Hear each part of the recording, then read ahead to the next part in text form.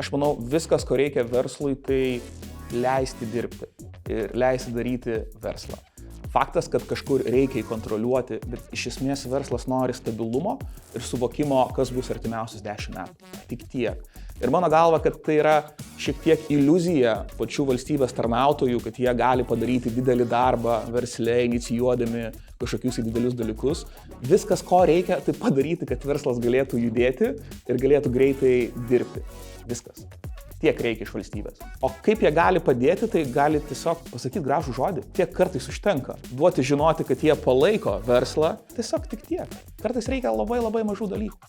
Kišimosi tikrai nereikia, bet visos valstybės padeda savo verslams. Padėti galima įvairiais būdais, kurti infrastruktūrą, kur verslai naujos idėjos testuotųsi, vykdytų mokslinius tyrimus ir augtų. Galima padėti patarimais ar ryšiais su užsienio partneriais. Galima padėti mažinant biurokratiją, bet kištis jokių būdų nereikia.